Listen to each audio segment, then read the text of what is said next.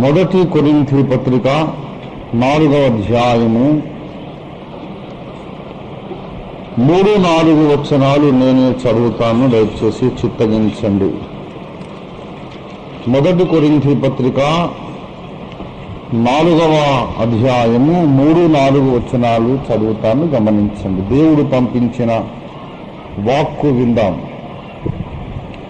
నీ చేతనైనను ఏ మనుష్యుని చేతనైనను నేను విమర్శింపబడుట నాకు మిక్కిలి అల్పమైన సంగతి. నన్ను నేనే విమర్శించుకొనను. అయినను నాయందు నాకు ఏ దోషమును కానరాదు. అయినను ఇందువలన నీతిమంతుడుగా ఎంచబడను. నన్ను విమర్శించువాడు ప్రభువే. ప్రభునందు ప్రియులారా, చదవబడినటువంటి లేఖన భాగంలో అనేకమైన సత్యాలు ఉన్నాయి. అందులో ముఖ్యముగా 2 విషయాలు మనము నేర్చుకోవాలి. మనము గమనించవలసిన 2 ముఖ్యమైన పాఠాలు ఉన్నాయి. మొట్టమొదట, పౌలు భక్తుడు చాలా ఉన్నతమైన నీతి జీవితం జీవించాడు. He lead a very pious, holy, righteous life. నీతి ప్రవర్తన అనేది పౌలు భక్తునికి ఉన్నది. ఆయన ఎటువంటి జీవితం జీవించాడు అంటే,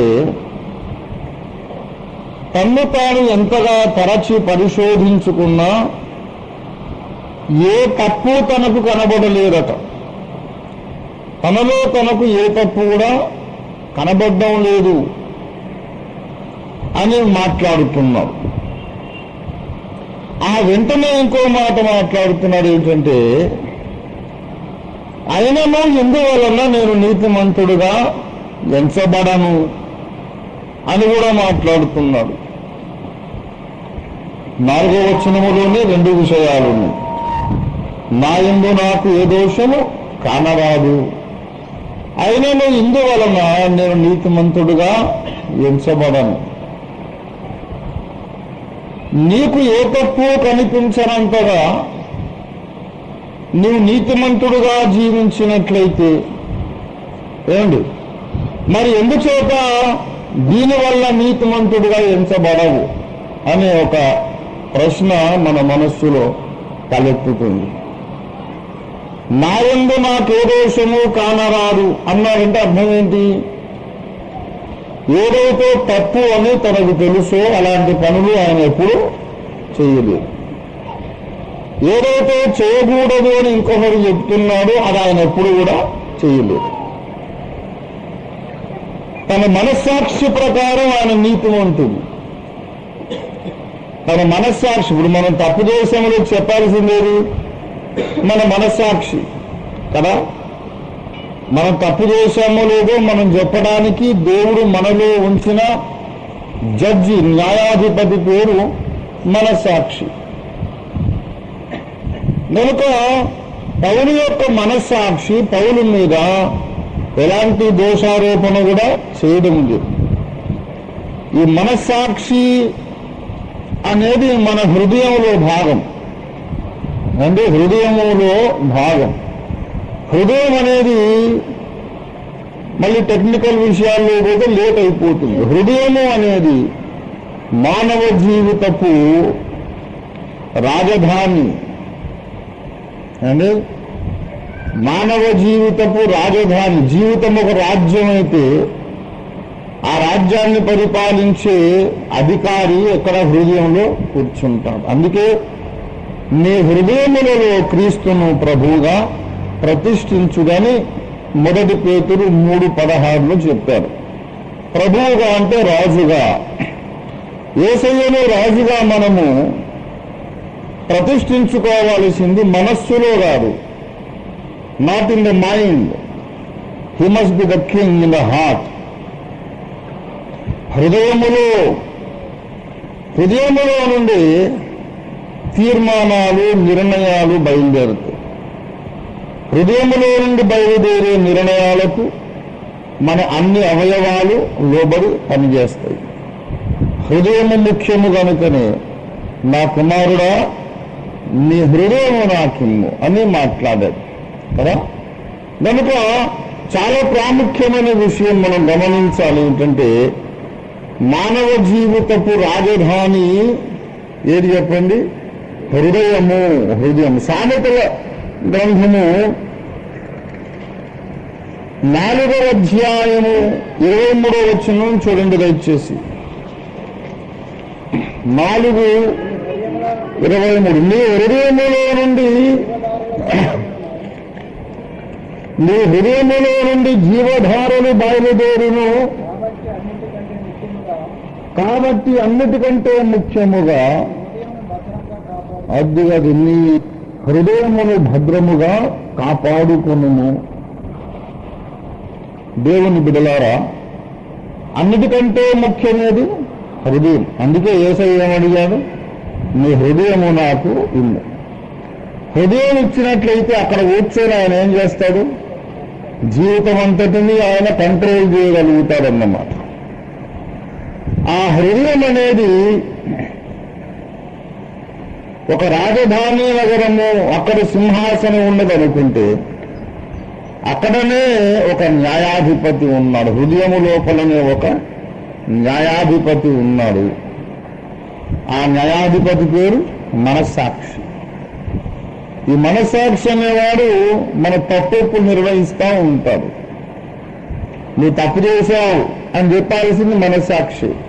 హెబ్రీ పత్రిక 10వ అధ్యాయం 22వ వచనం చూడండి దయచేసి. మనస్సాక్షికి కల్మషము తోచకుండునట్లు. దేవునికి స్తోత్రం. గమనించాలి, మనస్సాక్షికి కల్మషము తోచకుండునట్లు. మనం తప్పు చేస్తే ముందు అది ఎవరికి తెలుస్తుంది? మనస్సాక్షికే తెలుస్తుంది. కనుక మనస్సాక్షి మన మీద నేరారోపణ, దోషారోపణ చేస్తుందన్నమాట. రే బాబు నువ్వు తప్పు చేస్తున్నావు, అమ్మాయి తప్పు చేస్తున్నావు అంటుంటా లోపల కూర్చొని. వాడి ఉద్యోగం అది. జాన్ బన్యన్ రాసినటువంటి యాత్రికుడి ప్రయాణము, పరిశుద్ధ పోరాటం, హోలీ వార్, అది మీరందరూ చదవాలండి. దురదృష్టవశాత్తు అది దొరకడమే లేదు. నేను హైదరాబాద్ మొత్తం గాలించాను. అది జాన్ బన్యన్ రాసినటువంటి ఆ ఉద్గ్రంథము అసలు యాత్రికుని ప్రయాణములకు సీక్వెల్ అన్నమాట. యాత్రికుని ప్రయాణం ఎప్పటిదాకా? వాడు కల్వరి శిలువ దగ్గరికి రాగానే వాడు వీటి మీద ఉండే పాపం మూట ఆటోమేటిక్గా తెగిపోయి అగాధంలో పడిపోతుంది. అంతవరకు క్లైమాక్స్. మరి శిలువ దగ్గరికి వచ్చాక యేసు ప్రభువును అంగీకరించాక జరిగే పోరాటము పరిశుద్ధ పోరాటం, హోలీ వార్. అది కూడా సీక్వెల్ జైల్లోనే రాశాడు జాన్ బన్యన్ గారు. దాన్ని శ్రీమతి సుజ్ఞానం జాషువా అనే సహోదరి, అప్పుడు మేమందరం కలిసి రాప్ చర్చ్ మెంబర్లు 77, 78 ఆ టైం. అది ఎందుకో మరి దొరకడం లేదు. ఈ దురదృష్టం. ప్రభు చిత్తం అయితే వారి అనుమతి తీసుకొని నేనే ప్రింట్ చేయాలనుకుంటున్నా. It is such an important book. చాలా ముఖ్యమైన పుస్తకం. అందులో మనస్సాక్షి న్యాయాధిపతి అనే మాట ఊరికే జాన్ బన్యన్ గారు వాడతారు. మనస్సాక్షి న్యాయాధిపతి,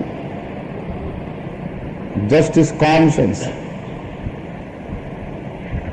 కాన్షియన్స్ అనేటటువంటి జడ్జి గారు లోపల కూర్చొని మన తప్పులు మనకు చెబుతుంటారు. అయితే నేనేమన్నాను? మనస్సాక్షి అనేది హృదయంలో భాగం అన్నాను. కారణం ఏంటంటే హృదయమే మన మీద దోషారోపణ చేస్తుంది అని 1 యోహాను పత్రిక 3వ అధ్యాయం 20వ వచనం చూడండి.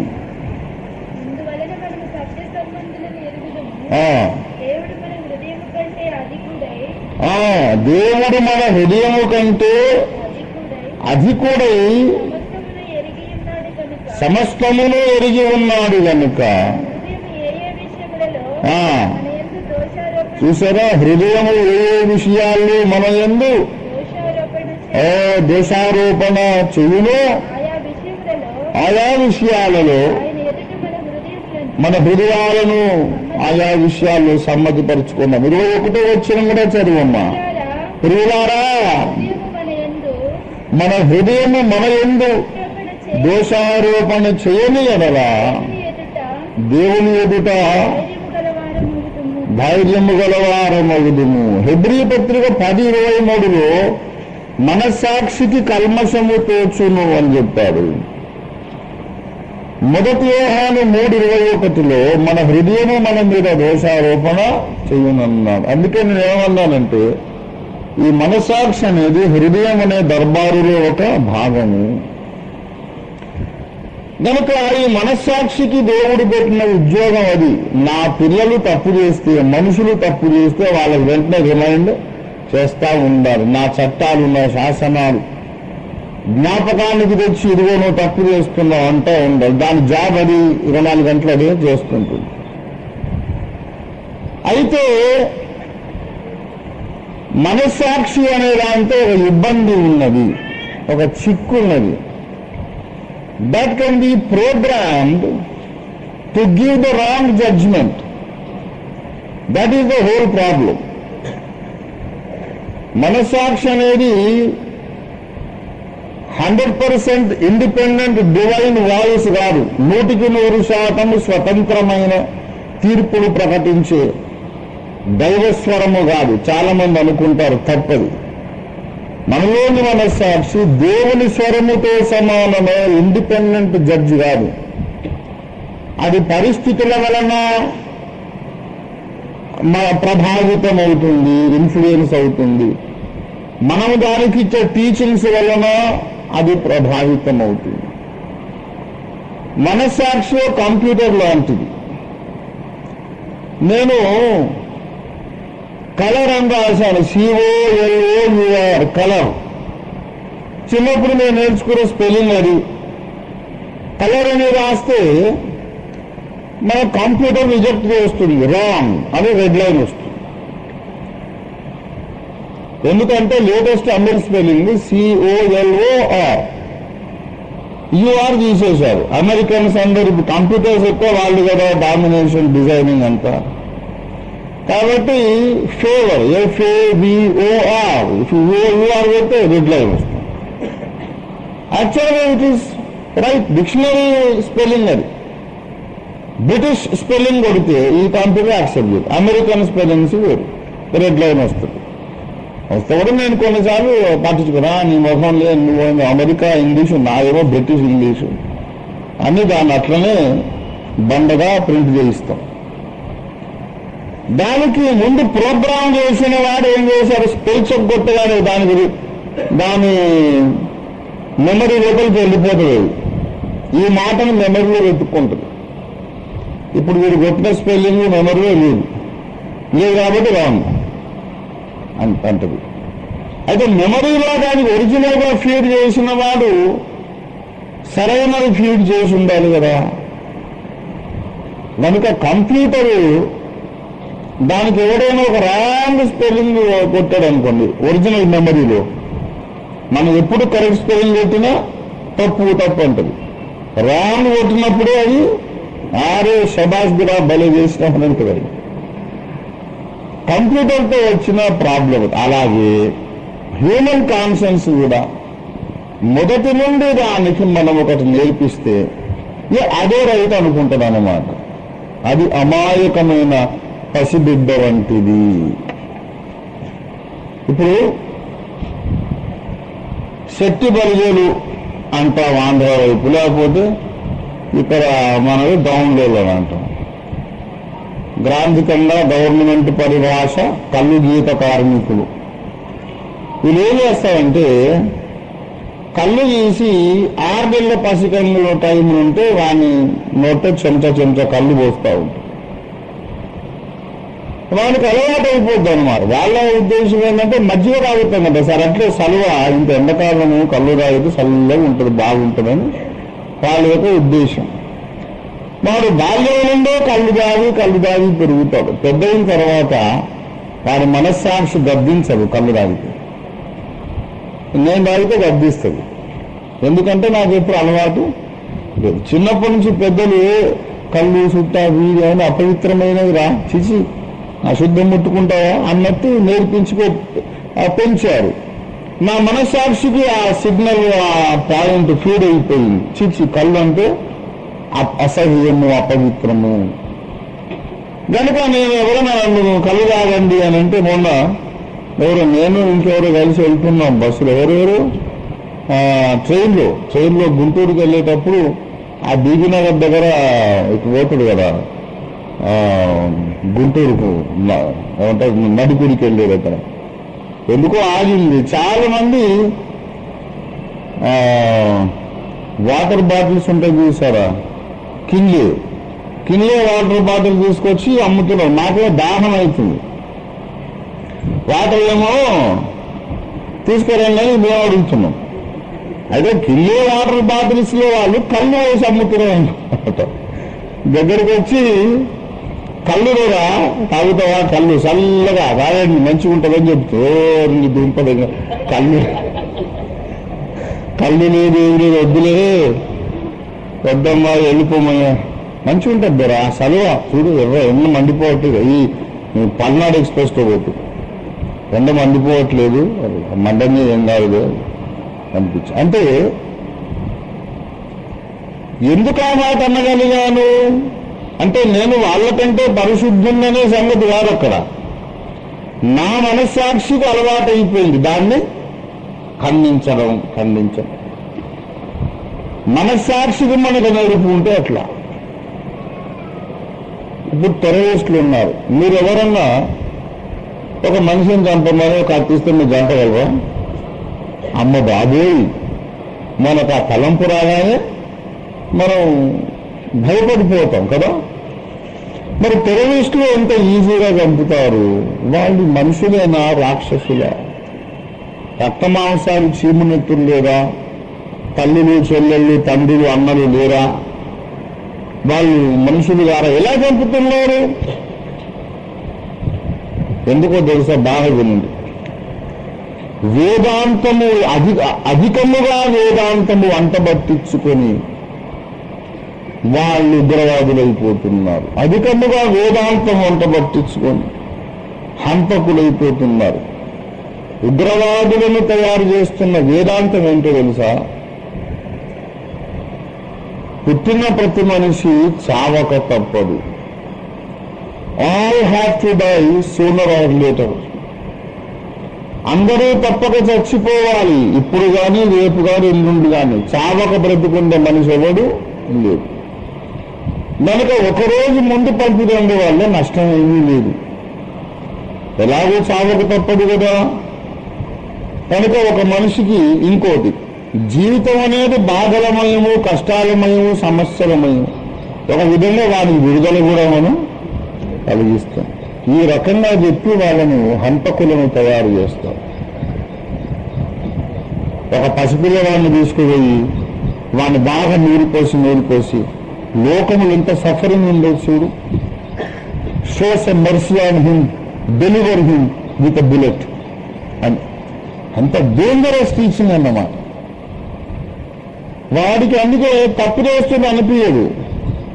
ఏరా ఇంత భయంకర ఒక మనిషి ప్రాణం తీసావంటే, ఏముంది సార్ నేను చంపబోతే రేపు వాడు కావడం ఎట్లనే వచ్చిపోతాడు. ఎట్లనే చావక తప్పదు, దానికి ఒక రోజు ముందు అంతే కదా. మా మహోన్నతమైన పవిత్రమైన లక్ష్యాలు సాధించుకోవడానికి ఒకరోజు ముందు వీడు వెళ్ళిపోయి ఉపయోగపడ్డాడు, దేవుడు వారికి బహుమానం ఇస్తానని మన ఆలోక వేదాంతం. ఎందుకు నేను ఈ విషయం చెప్పానంటే, మనస్సాక్షికి వాళ్ళట్లా నేర్పించి వారు ఫైనల్ గా ఘోరమైనటువంటి పాపము చేసిన వారికి తప్పులాగా కనిపించడం లేదు. పౌలేమన్నాడు? నా యందు నాకే దోషము కానరాదు. అయినా ఇది స్టాండర్డ్ జడ్జిమెంట్ కాదు అంటాడు. నా యందు నాకే దోషము కానరాదు, అయినా ఇందువలన నేను నీతిమంతునిగా ఎంచబడను. ఎందుకు? నేనేం చేసినా నాకొకరు మంచిగా అనిపిస్తుంది. ఎందుకు? నా మనస్సాక్షి నాకొకరు చెబుతుంది తప్ప నా మనస్సాక్షిదే అంతిమ తీర్పు కాదు. నా మనస్సాక్షి సర్వోన్నత న్యాయాధిపతి కాదు. నాలో నాకు ఏ దోషంగా కనబడకపోవడానికి కారణం ఏంటంటే నా మనస్సాక్షికి అసలు తప్పంటే ఏంటో తెలియకపోవచ్చు.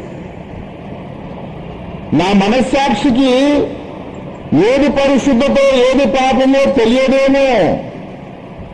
నా మనస్సాక్షిని ఈ లోకము సైతాను కలిసి తప్పు పాఠాలు నేర్పించి కూర్చోబెట్టారేమో. చట్టాలు మారుతూ ఉంటుంది. ఒకప్పుడు 16 ఏళ్ళ ఆడపిల్లకు 17 ఏళ్ళ అమ్మాయికి పెళ్లి చేస్తే పాస్టర్ గారిని అరెస్ట్ చేసేవారు. 18 దాటాలి. 18 ప్లస్ ఉంటేనే తప్ప పెళ్లి చేయకూడదు, సర్టిఫికేట్ ఇవ్వకూడదు. ఇవాళ 18 దాటిన అమ్మాయి పెళ్లి చేస్తే అరెస్ట్ చేస్తున్నారు. ఎందుకంటే 21 ఏళ్ళు చట్టం మారింది. The law has changed. కనుక స్టాండర్డ్ ఏది తప్పు ఏది ఒప్పు పరిస్థితులను బట్టి కొన్ని తప్పు కొన్ని ఒప్పు, మనకున్న జ్ఞానాన్ని బట్టి తప్పులు ఒప్పుగా కనపడితే ఒప్పులు తప్పుగా కనపడుతుంది. చిన్న ఉదాహరణ చెప్తున్నా. ఒక సిస్టర్ నన్ను పాయింట్అవుట్ చేసింది, మీరు ఇంత గొప్ప దైవజనులు రింగులు పెట్టుకోవచ్చా? తెల్ల చీర కట్టుకొని ఒంటి మీద ఎక్కడ నగలు లేకుండా ఏమి లేకుండా వచ్చింది. చాలా సంతోషం. ఆమె చూస్తే నా అబ్బాయి ఇంత పవిత్రమైన దీపములాగా ఉంది. అమ్మా, దీనికి కారణాలు ఉన్నాయి. ఇది ఎందుకంటే నాకు పెళ్ళయిందని సూచన. మగోళ్ళ మంగళసూత్రం కట్టుకోవద్దు కదా, ఇది మగోళ్ళకి, ఇది నాకు పెళ్ళయింది, నన్ను నా మీద ఎవరు ఆశపడకుండా చేయడానికి ఇది దీనికి వాళ్ళు చదువుతుండే. సరే అంటే ఆభరణం పెట్టుకోవద్దు కదా అంటే దీనివల్ల నేను అందంగా కనపడుతున్నానమ్మా. ఇది ఉన్నా లేకుండా అట్లే కోటిముఖం ఉంది కదా, దీనివల్ల నేనే అందంగా లేదురా. అది కాదు మీరు సమర్థించుకుంటున్నారు. సరే అమ్మా, చెప్పాలంటే దానికి దీని వరకు 3 గంటల పాఠం ఉంది, ఎట్లా చెప్పగలను నేను? సరే అని అన్నా. మంచిదమ్మా, దేవుడు దీవించును కాక. ఆమె వెళ్ళిపోతుంటే నేను ఎందుకో కిందికి చూస్తే కాళ్ళ గొర్రగా నెయిల్ పెయింట్ వేసుకొని కాలు గోర్లు. మరి అదెందుకో? తప్పులున్నవారు తమ తప్పులు ఎరుగారు, విశ్వదాభిరాముడు నిలవేసిన. ఆమెకు అది తప్పు కాదు, నాకేం ఇది తప్పు కాదు, ఇంకొకరిగా చుట్టతప్పు కాదు. ఓ తాతని అడిగింది, ఎందుకంటే చుట్టబాగుతాయి విషయం కదా అంటే, అది తాగకపోతే అసలు పొద్దున బయటకు పోరాదు సార్.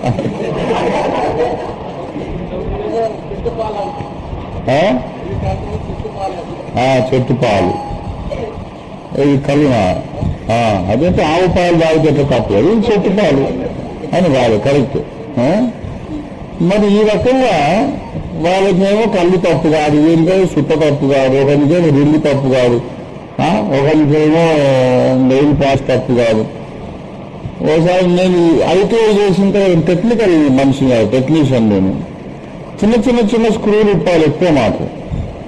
అది అనుకోకుండా ఇంకో సెక్షన్కి వెళ్తాము, ఇంకొక ఫ్యాక్టరీలో, లేకపోతే ఇళ్ళల్లో కూడా ఎలక్ట్రికల్ మనిషి గారు ఇవన్నీ ఫ్యామిలీ ఇంటి దిగించారు. అప్పుడంతా నేనే ట్యూబ్ లైట్లు సింపుల్ వైరింగ్ అంటే నేనే వేసి చిన్న స్క్రూలు ఇప్పడానికి ఒక బొట్టకు వేలు గోరు పెద్దగా పెంచుకున్నాం. దీంతో ఓపెన్ చేసేవాళ్ళం. అనుకోకుండా వెళ్ళాము చుట్టం చూపుగా, బాబు కొంచెం అది రావట్లేదు అంటారు. వెంటనే గోరు పెట్టి ఇప్పదన్నమాట. ఓ అక్కయ్య నన్ను చాలా కోప్పడింది, లోక సంబంధులాగా.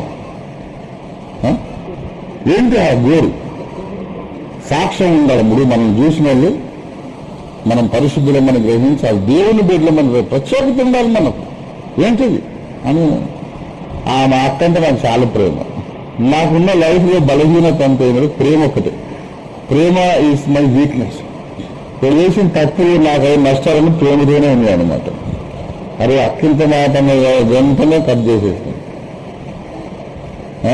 ఎంతో ఇష్టపడి పెంచుకున్న గోరు అక్క చెప్పి కోసే పరిస్థితి అప్పటి నుంచి ఎప్పుడో పెంచుకోలేదు. కానీ నన్ను గోపడ్డప్పుడు ఆమెను చూస్తే ఒంటి మీద కనీసం ఒక 1/2 కిలో బంగారం ఉండింటారు కాబట్టి మొత్తము ఆ మనిషి మొత్తము అమ్మవారి విగ్రహం అయితే ఉంది. మరి అదంతా లోక సంబంధం కదా. ఆమెకు గోరు మాత్రమే తప్పు, ఆ కిలోల కొద్ది బంగారం తప్పు కాదు. వడ్డానము 4-5 వరుసల ఇది నెక్లేసి ఇది అంత భూకరాకారం చూస్తే కళ్ళలోకి వచ్చినట్టు. కానీ నేను ఆమె అనలేదు. అక్కడ మరి నన్ను దీని గురించి అంటున్నా, మరి నీ సంగతి ఏంది? అసలు గోరు గురించి బైబిల్ ఒక వచనం ఉందా? వెలగల నగలతో బంగారముతో వెండి బంగారం అలంకరించుకోద్దని కానీ గోరు పెంచుకోదనుందా? లేదేమో నన్ను నువ్వు దూషిస్తున్నావు, ఉన్నాయో వచనం ఉన్నదో భరించట్లేదు అని వాదించే తెలివి నాకుంది. అప్పటికే బైబిల్ 50 సార్లు చదివేశాను. కానీ ఆమె మీద ప్రేమ, అది నేను ఇట్లా దూషిస్తే పాపం ఆమె బాధపడుతుంది కదా.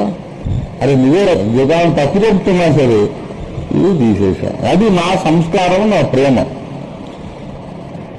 అయితే ప్రియులారా, నేను ఎందుకు ఈ విషయాలు చెప్పానంటే, ఒకరికి ఒకటి తప్పుగా కనపడవచ్చు, ఇంకొకరికి అది చాలా ఒప్పుగా కనపడవచ్చు.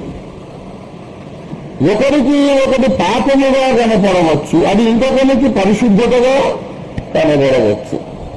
కనుక నా యందు నాకే దోషము కానరాదని పౌలు భక్తుడు మాత్రమే కాదు, కాశ్మీరీ ఉగ్రవాది కూడా అట్లనే అంటాడు. బిన్ లాడెన్ కూడా ఎట్లా అంటాడు. నేనేం తప్పు లేదు. 25,000 మందిని ఒకటి దెబ్బకు పొట్టన పెట్టుకున్నాడు. 25,000 మందిని చంపే ఒక్కటి దెబ్బకు. వాడిని అడిగితే అంతా దేవుని దయ, కరెక్ట్గా అనుకున్న దెబ్బ కొట్టగలిగామంటే అల్లామియా సహాయం లేకుంటే అట్లా తగలగదు.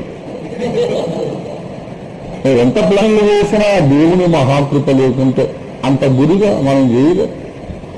సంకల్పము గుర్తించిన వాడైనా కార్యం చేసిన వాడు. మరి మా నాయనకు నేను 49వ కొడుకును, వాళ్ళ నాన్న 50 మంది పిల్లలేత, వీడు 49 నంబరు బిన్ లాడెన్. మరి అందరికంటే ఆఖరి నేను పుట్టాను. నన్ను ఇంత ఇప్పటిదాకా దేవుడు బతికించాడు. ఈ కోట్ల రూపాయలు ఎవరిచ్చారు నాకు? ఆ దేవుడే. ఐడియా పుట్టించింది దేవుడే. నమ్మకమైన సహకారులు ఇచ్చిన వాడు దేవుడే. ఏం చేసినా దేవుడు. బిన్ లాడెన్ ఇంత మెత్తగా మాట్లాడతాడంటే అబ్బా నీకన్నా పరమభక్తులు మీరు రాదు అనిపిస్తుంది. కానీ వానికన్నా డేంజరస్ ఉగ్రవాడు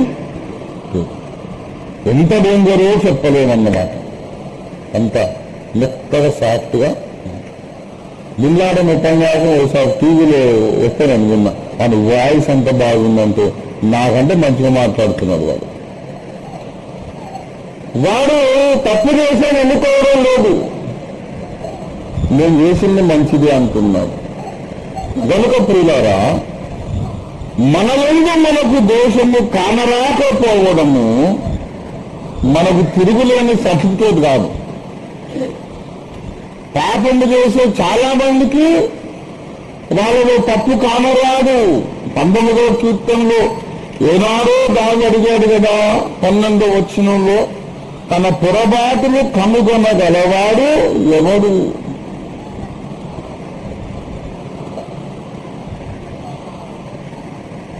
తన పొరపాట్లు కనుగొనగలవాడు ఎవడు? ఒకడు ఎలా ప్రవర్తించినా, ఒక మనిషి ఏది చేసినా ఎలా ప్రవర్తించినా వాని దృష్టిలో న్యాయముగానే కనబడును. సామెతల గ్రంథము 21:2 చూడండి దయచేసి.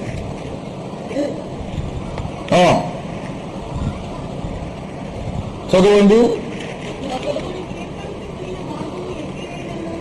ఒకడు తన ఏర్పరుచుకున్న మార్గము ఎట్టిదైనను అది తన దృష్టి అది న్యాయమైనదిగానే కనబడు. వాని దృష్టికి అది బాగానే అనిపిస్తుంది.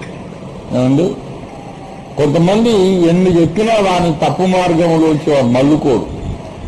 26వ అధ్యాయ సామెతల గ్రంథము 12వ వచనం చూడండి. తన దృష్టికి జ్ఞానిని అనుకొనివాడు వాని చూచుకువా వాని గుణపరుచుట కంటే మూర్ఖుని గుణపరుచుట. కొంతమంది మనం ఎంత చెప్పినా లేదు నేను చేసింది చాలా పర్ఫెక్ట్. ఆ సహోదరుని అడిగాను, ఏమన్నా కాళ్ళకి ఎందుకు నెయిల్ పెయింట్ మరి అనంటే అది ప్రొటెక్షన్ కొరకు బ్రదర్, వాతావరణం నుంచి గోళ్లకు ప్రొటెక్షన్ అంట. నేను చెప్పిన కదా, మరి వాతావరణం నుంచి గోళ్లకు ప్రొటెక్షన్ మొగోళ్ళకి అవసరం కదా. ఆడోళ్ళకే గోర్లు ఉన్నాయి, వాళ్ళకే ప్రొటెక్షన్ కదా, మొగోళ్ళకి అక్కర్లేదు.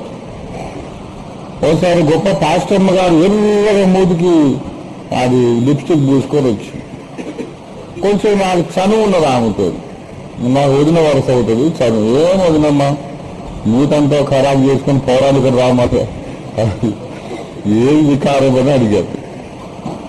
అడిగితే లేదు ఇది లిప్స్ అవతల స్కిన్ క్రాక్ కాకుండా అని ఏంటో చెప్పి అది చాలా protection, it protect from the weather.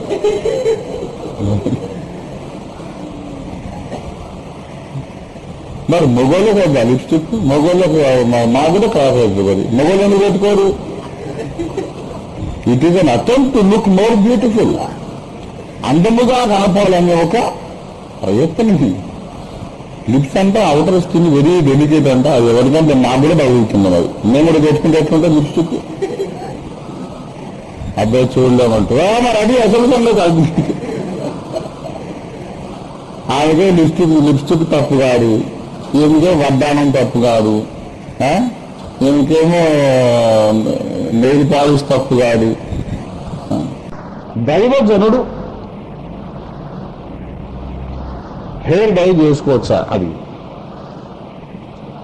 అని అంటే, హెయిర్ డై గురించి అది బైబిల్ ఎక్కడ రాయలేదండి. కానీ ఆయన తప్పుడు లెక్కలు రాసి దొంగ ఫోటోలు పంపి నెలకు 1,00,000 రూపాయలు తెచ్చుకుంటున్నాడు. ఇల్లు కదలడు, ప్రతి నెల ఉత్తరం రావడం. ఈ నెల 30 మంది మా ద్వారా రక్షింపబడినారు, ఈ నెల 50 మంది రక్షింపబడినారు, ఒక్కరు రక్షింపబడేది లేదు. ఆయన భార్య పిల్లలుగా పారాయణకు ఇంకెవరు రారు. ఎవ్రీ మంత్ 1,00,000 రూపాయలు. ఈ అబద్ధం ఆడుతుంటే తప్పనిపిస్తలేదు కానీ నాకు హెయిర్ డై ఒకటే.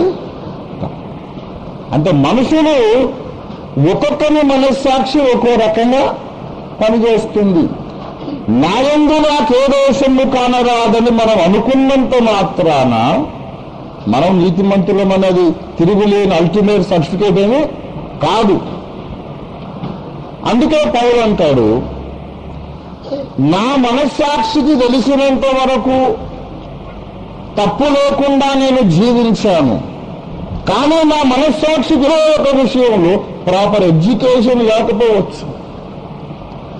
Maybe my own conscience is not well educated. It is not educated enough to judge me correctly.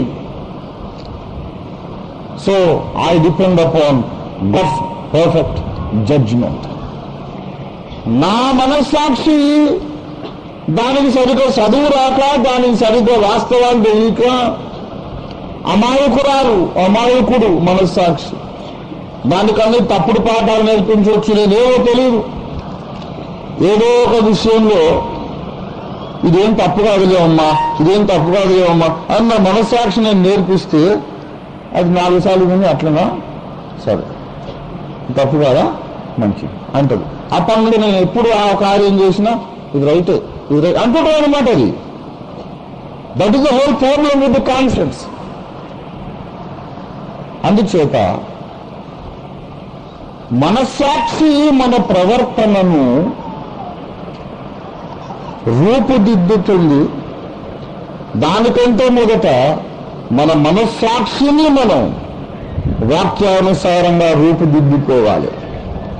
Stanley Jones గారు ఇదే అంటారు, our consciences they frame our conduct, but before that happens we have to frame our conscience according to the holy scriptures. అదే అన్నమాట. మన మనస్సాక్షి మన వ్యక్తిత్వాన్ని చెక్కుతుంది. ఈ మనస్సాక్షి మనల్ని షేప్ చేయకముందు మన మనస్సాక్షిని దైవ గ్రంథానుసారంగా మనము రూపుదిద్దాలి. దేవుని స్వరము దేన్ని ఖండిస్తుందో దాన్ని మన మనస్సాక్షి ఖండించేట దానికి ట్రైనింగ్ ఇవ్వాలి. అలా కాకుండా నీ మనస్సాక్షిని ఏమి ట్రైనప్ చేయకుండా బ్లైండ్గా దాని మాట విన్నావంటే అది నేను తప్పకుండా తప్పుదారికే నడిపిస్తుంది. అందుచేత ప్రియులారా పౌలు అంటాడు, నా మనస్సాక్షికి సంబంధించినంత వరకు నేనే తప్పు చేయలేదు, తెలిసి నేనే తప్పు అయితే చేయలేదు. ఒకవేళ ఏదన్నా చేశానంటే తప్పు కాదనుకున్నాను కాబట్టి చేశాను, తప్పనుకున్నదల్లా నేను చేయకుండానే ఉన్నాను. అయినను ఇందువలన నేను నీతిమంతునిగా ఎంచబడను, నన్ను విమర్శించేవాడు దేవుడే. దానికి ఇందులో నుంచి మనం 2 పాఠాలు నేర్చుకోవాలి. 2 పాఠాలు. మొట్టమొదటి పాఠం ఏంటంటే, నీ మనస్సాక్షికి తెలిసినంత వరకు ఏదేది తప్పనది మాట్లాడుతోందో నీ మనస్సాక్షి మాట వినాలి. నీ మనస్సాక్షి మాట నువ్వు వినాలి. నీ మనస్సాక్షి ఏదేది తప్పు అని నీకు చెబుతున్నదో ఆ పనులు ఆ కార్యాలు నువ్వు చేయకూడదు. ఇది మొదటి విషయం. రెండవదిగా నీ మనస్సాక్షి మీద అతిగానే ఆధారపడవద్దు. ఒకవేళ నా మనస్సాక్షి రాంగ్ జడ్జిమెంట్ ఇచ్చే అవకాశం ఉన్నది కదా, ఒకవేళ ఇది రాంగ్ జడ్జిమెంట్ అయి ఉంటుందేమో అని ఒక వాచ్ఫుల్ ఐ దాని మీద ఒక కన్నేసి ఉంచాలి. అక్కడ జాగ్రత్తగా మనం ఒక తీర్మానం చేయాలి. ప్రభువా, నాకు తెలిసినంత వరకు నేను తప్పు చేయలేదని అనుకుంటున్నాను, అయినా ఒకవేళ నా మనస్సాక్షి యొక్క జడ్జిమెంట్ పొరపాటు ఉండడానికి అవకాశం ఉంది, నీవు నన్ను పరీక్షించు. అందుకే దావీదు అడిగాడు, దేవా నన్ను పరిశోధించి నా హృదయమును పరిశోధించి నన్ను తెలుసుకొనుము, నీకు ఆయాసకరమైన మార్గము నా యందు ఉన్నదేమో చూడు, నా పొరపాట్లు నాకు తెలియపరచు. ఒక ముఖ్యమైనటువంటి విషయం ఏంటంటే, నీకు తెలిసినంత వరకు ఇంత పర్ఫెక్ట్గా జీవించినా ఇంకా ఏదైనా తప్పు నీలో ఉండడానికి అవకాశము ఉన్నది. అవకాశం లేదా? ఉంది. ఎందుకున్న అవకాశం ఉంది చెప్పండి? ఈ మనస్సాక్షికి ఉండే బలహీనతను బట్టి, ఈ మనస్సాక్షికి ఉండే అమాయకత్వాన్ని బట్టి, తెలిసినంత వరకు మంచిగా జీవించినా ఇంకేదన్నా పొరపాటు ఉండే అవకాశం ఉంది. Because the conscience is not ultimate judge, that doesn't have the ultimate wisdom. పరాకాష్ఠ స్థాయి జ్ఞానము మన మనస్సాక్షికి ఉండదు. There's a foolish, innocent, ignorant little kid. దానికి ఏమన్నా నేర్పించవచ్చు, ఏమన్నా చేయొచ్చు. వ్యభిచారికి వాని పని తప్పుగా కనపడదు, నరహంతకునికి వాని పని తప్పుగా కనబడదు, దొంగకు దోపిడిగా వాళ్ళ పని తప్పుగా కనపడదు. మీరు నాంపల్లి క్రిమినల్ కోర్టు దగ్గరికి వెళ్తే కొంతమంది ఆ బయట ఫుట్పాత్ మీద నిలబడి ఉంటారు, అటు తచ్చాడుతా ఏదో టైంపాస్ చేస్తూ ఉంటారు. వాళ్ళు ప్రొఫెషనల్ విట్నెసెస్ అన్నమాట. బోన్లో నిలబడి సాక్ష్యం చెప్పడానికి వాళ్ళకి అది ఉద్యోగం, వాళ్ళ వృత్తి. అది ఎక్కడైనా మర్డర్ అయింది, ఆ మర్డర్ దొరికాడు, వాళ్ళు మర్డర్ చేయలేదు అని నిరూపించాలి. నిరూపిస్తారు. ఆ రోజు ఆ హత్య జరిగిన టైంకు వాడు మీ ఇంట్లోనే ఉన్నాడని, మీ ఇంట్లో గాన భజన పార్టీ అయింది, అక్కడ ఎట్లా సార్ ఆయన మా ఇంట్లో ఉండే ఆ టైంకైనా సాక్ష్యం చెప్పాలి. ఎంత అంటే 1000 రూపాయలు 5 రూపాయలు అంత 2000 తీసుకొని వానికి ఇచ్చి తీసుకో. జడ్జి గారికి తెలుసు వీడు 1000 కేసులో వస్తున్నారు, ఏ కేసుకైనా వీరే వారి ఉద్యోగం వారి వృత్తి అంతా అబద్ధ సాక్ష్యం. వాడు నిలబడి నేను సత్యమే చెబుతాను, అబద్ధమాడను, దేవుని సాక్షి కానీ వాని పవిత్ర గ్రంథం మీద చేయబెట్టి చెప్పి సార్ ఫలానా తారీఖు ఫలానా టైంకి మా ఇంట్లో గానా బజానా పార్టీ అని నా బిడ్డ ప్రసాద్ ఇంకో ఈసారి అప్పుడు మా దగ్గరనే ఉండే నేనే సాక్షి అని చెప్తాడు. ఇలాగ వాడు 1001 కేసుల్లో చెప్పుకుంటాడు. వాని ఉద్యోగం అది. వాడిని అడిగాను, అరే ఏందిరా ఇది ఇంత దౌర్భాగ్యం, నరహంతలను నువ్వు వెనకేసుకొస్తున్నావు, పచ్చ అబద్ధము, దేవుని పేరిట ప్రమాణం చేసి ఇట్లా చేస్తున్నావు అంటే వారేమంటాడు. ఒకరితో మేము మాట్లాడినా ఆ నల్లకోట్ల కన్నా మేమేనా సార్ ఆ బద్మాష్ సైడ్కి వెళ్ళి వాళ్ళని నిడుతున్నాడు. వాడు బద్మాష్ అంట, వీడు మంచోడు. ఆ నల్లకోట్లలో వాళ్ళు సార్ దుర్మార్గులట, వీడు మంచోడట. ఎవరి దృష్టికి వాడు మంచోడు. మరి దేవుని దృష్టికి మనం ఎలా ఉన్నాం అనేది చూసుకోవాలి. అందుకే పౌలు అన్నాడు,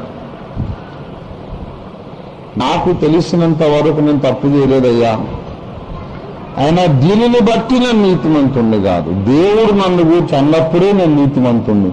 పౌలు నువ్వు నీతిమంతుడిని, బలా నమ్మకమైన మంచి దాసుడా, నేను మెచ్చుకున్నాను, నేను కుమారుడా, బాగా బ్రతికావు అని యేసయ్య నన్ను అనాలి. అప్పుడే నేను నీతిమంతుడను. అంతవరకు నీతిమంతుణ్ణి కాదు. రోమాపత్రిక 8వ అధ్యాయం, రోమాపత్రిక 8వ అధ్యాయము 33వ వచనం, దేవుని చేత ఏర్పరచబడిన వాని మీద నేరము మోపువాడెవడు, నీతిమంతులుగా తీర్చేవాడు దేవుడే. దేవుడే. దేవుని బిడ్డలారా, నీతిమంతులుగా తీర్చవలసిన వాడు దేవుడు. God should pronounce a judgment over our conduct. God should pronounce a judgment over us that we are righteous. మనము పరిశుద్ధులముగా ఉన్నామని దేవుడే ఒక తీర్పు చెప్పాలి.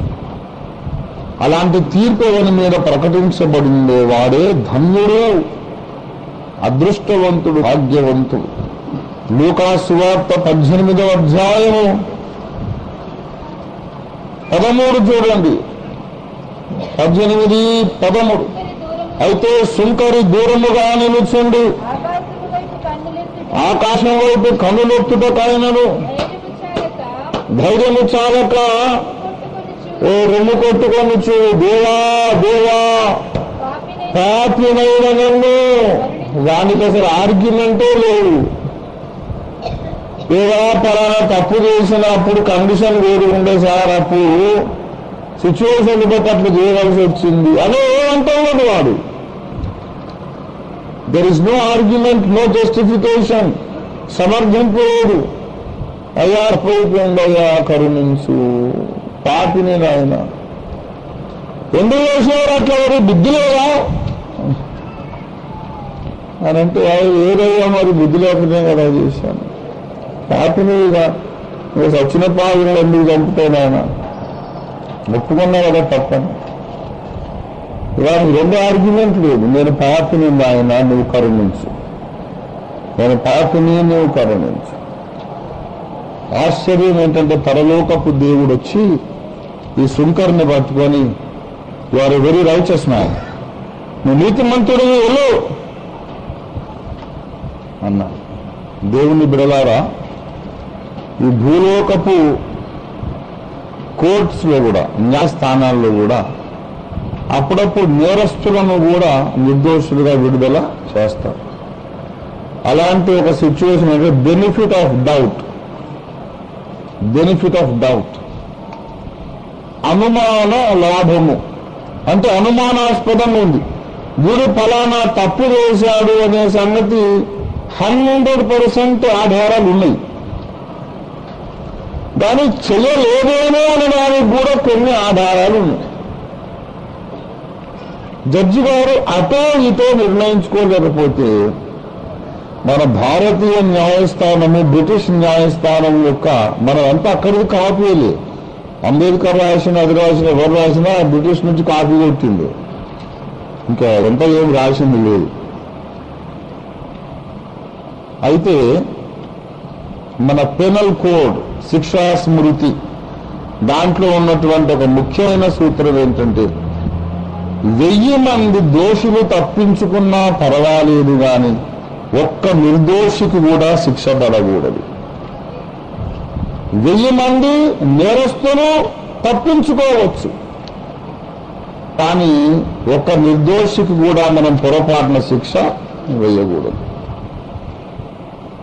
నిర్దోషిని మనం శిక్షిస్తే భగవంతుడు మనల్ని శిక్షిస్తాడు. నేరస్తులు తప్పించుకుంటే పర్లేదు గనక చూస్తారు. వీడు తప్పు చేసినట్టే అనిపిస్తుంది కానీ చేయలేదేమో కొంపదీసి శిక్ష వేసేస్తే, ఒకవేళ కొంపదీసి నిర్దోషిని శిక్షించిన పాపం నా మీదకి వస్తుందేమో. అటైతే కంక్లూజివ్ ఎవిడెన్స్ లేదు, అటు చదువు ఇటు చదువు ఉంది.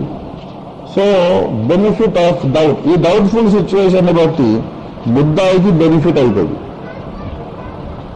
That's what we call benefit of doubt. The situation is so doubtful, it cannot be established 100% that this man has committed the crime. So as a benefit of doubt, I declare this man, I acquit this man as guiltless, innocent. నేను ఈ మనిషిని సందేహ లాభము బట్టి అవునో కాదో తెలియడము లేదు గనక నిర్దోషిగా విడుదల చేస్తున్నానంటాడు. అక్కడ పబ్లిక్ ప్రాసిక్యూటర్కు, కోర్టు హాల్ అందరికీ తెలుసు వీడే తప్పిస్తుడు, వాడే తప్పు చేసే అందరికీ తెలుసు. జడ్జి గారు అంటాడు ఏమో ఒక 2% డౌట్ఫుల్ ఉంది కనుక వాడిని వదిలేస్తున్నాడు. అంటే తప్పు చేశాడు అనే సంగతి ఉన్నా కొన్ని స్పెషల్ గ్రౌండ్స్ మీద ఏం చేస్తారు, నీతిమంతుడిగా నిర్దోషిగా విడుదల చేస్తారు. దేవుని బిడ్డలారా, దేవుని యొక్క న్యాయస్థానములో ఇంకొక బెనిఫిట్ ఉంది, benefit of doubt. That is benefit of the blood of Jesus Christ, benefit of cross. అది శిలువ లాభము, శిలువ యజ్ఞపు లాభము, యేసు రక్తము ద్వారా కలిగిన లాభం. వీడు మొత్తము 1,000,000% దోషి అయినా యేసు రక్త లాభమును బట్టి వీడు నిర్దోషి అని కనిపించేస్తాడు. దేవుని స్తోత్రం కలిగినగా. పాతాళ లోకపు శక్తులు వచ్చి ఇదేమి దేవుడు ఆయన న్యాయానికి రోజు అవి మరి తప్పు చేశానని వాడే ఒప్పుకుంటుండే, మరి శిక్షించు అంటే శిక్షించాను, తప్పు చేశాను ఒప్పుకున్నాడు కదా, ఆ తప్పును కూడా నేనే మోసానని ఇప్పుడు నా కుమారుడు చెప్తున్నాడు. కనుక వాడిని నా కుమారు మరణించాడు వీని కోసం కూడా, కాబట్టి ఆ లాభమును బట్టి వీడిని వదిలేస్తున్నాడు. Is a righteous man. దీన్ని ఏమంటారంటే మనము నీతిమంతులము కాకపోయినా నీతిమంతులముగా తీర్పు పొందుట, మనం మంచి వాళ్ళని కాకపోయినా దేవుని చేత మంచి వాళ్ళని ప్రకటింపజేయబడుట. దీన్నే జస్టిఫికేషన్ అంటాము, లేకపోతే నీతిమత్వము అంటాం. రక్షకుడైన దేవుని వలన నీతిమత్వము నుండి అదనమాట. 24వ కీర్తనలో ఉన్నటువంటి విషయం అదే. 24:5 వచనం చూడండి. వాడు యెహోవా వలన ఆశీర్వాదము నందును, తన రక్షకుడైన దేవుని వలన ఏమందును నీతిమత్వము నందును. He will be justified by God his saviour, the God of his salvation. He will be acquitted as righteous. అదే వాని మీద మొత్తం కేసులన్నీ ప్రూవ్ అయిపోయినాయి, తప్పు చేసే వాడే ఒప్పుకుంటున్నాడు. కానీ దేవుడు అంటాడు నేను నా కుమారుని రక్తమును బట్టి వీడు నిర్దోషి, వాడిని క్షమించేస్తున్నాను, వాడిని శిక్షించను. సుంకరి నీతిమంతునిగా తీర్చబడి ఇంటికి వెళ్ళను. ఈ దినాన మనము కూడా నీతిమంతులుగా తీర్చబడి వెళ్ళడానికి అవకాశం ఉంది. ఈరోజు నీకు నాకు నీతిమంతులుగా తీర్చబడి ఇక్కడి నుంచి వెళ్ళడానికి అవకాశం ఉంది. నిరసాక్షి తీర్పు మీద ఆధారపడితే మీకు అవకాశం లేదు. మనము నీతిమంతులుగా తీర్చబడి వెళ్ళే అవకాశం ఎలాగుందంటే యేసు రక్తము ద్వారా కలిగిన లాభం అది. యేసు రక్తమును బట్టి ఒక అవకాశం ఉంది. పశ్చాత్తాపముతో దేవుని సన్నిధికి వస్తే ఆయన మనల్ని సుంకరుని నీతిమంతులుగా తీర్చినట్లు మనల్ని కూడా నీతిమంతులుగా తీర్చి పంపిస్తాం. మనము ధన్యులమై ఇక్కడి నుంచి వెళ్ళొచ్చు. కానీ నీర్జిమెంట్ మీద నువ్వు ఆధారపడి విర్రవీగినంత కాలం యేసు రక్తము నీకు సహాయానికి రాదు. చెప్పు, పౌల్లాగా చెప్పు, దేవా నా మనస్సాక్షి ప్రకారం నేను రైతే, ఏమో నా మనస్సాక్షి తప్పు కావచ్చు, కనుక నీ నీతిని బట్టి నన్ను క్షమించు, నీ రక్తమును బట్టి నన్ను క్షమించని ప్రార్థన చేసుకొని మనము నీతిమంతులుగా తీర్చబడి ప్రభు యొక్క శరీరమును, ప్రభు రక్తాన్ని తిని త్రాగుదాం. ప్రార్థన చేసుకుందాము. తలలు వంచండి.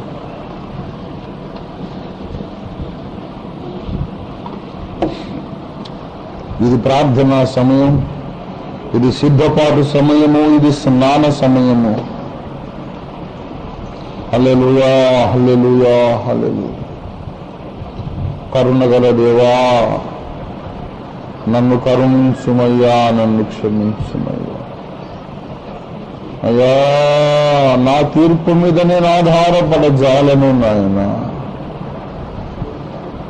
నా తీర్పు మీద నేను ఆధారపడలేను నాయనా.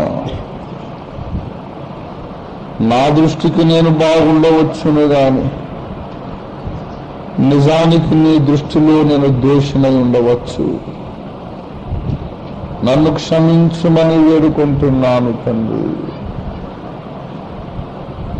ఓ సుంకరి ప్రార్థన చేద్దాం, సుంకరి ప్రార్థన చేద్దాం. దేవా, నిర్దోషిని, ఇది వాస్తవము తండ్రి. నేను అనేక విషయాల్లో నేను దుఃఖపరుచున్నానయ్యా, నేను అనేక విషయాల్లో నేను దుఃఖపరుచున్నాను తండ్రి. నన్ను కరుణించు తండ్రి, నన్ను కరుణించు. నాకు నీ కరుణయే ఆధారము, నీ కృపయే ఆధారం, నీ దయాని వాత్సల్యతే ఆధారము తండ్రి. క్షమించు, క్షమించు, క్షమించుని వేడుకొందాం.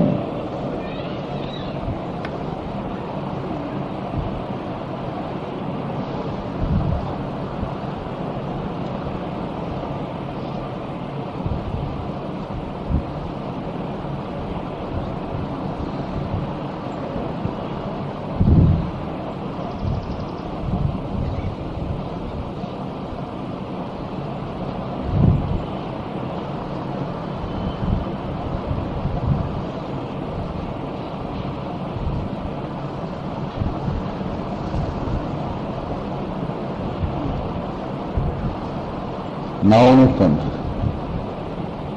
ప్రభునందు ప్రియులారా, మన దయామయుడైన మన ప్రభు మన మధ్యలో సంచారం చేస్తున్నారు. మరికొంతసేపట్లో దయచేసి పురుషులు కొంచెం ముందుకు సర్దుకొని కూర్చోండి. మరికొద్దిసేపట్లో మనం ప్రభు యొక్క పరిశుద్ధ శరీరాన్ని తింటాం, ప్రభు యొక్క పరిశుద్ధ రక్తాన్ని త్రాగుతాం. ఈ సమయంలో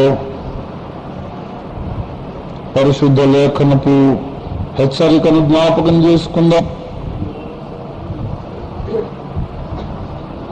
ఎవడు అయోగ్యముగా ప్రభు యొక్క రొట్టెను తినునో లేక ఆయన పాత్రలోని త్రాగునో అటువాడు తనకు శిక్షావిధి కలుగుటకే అలాగూ చేయుచున్నాడు.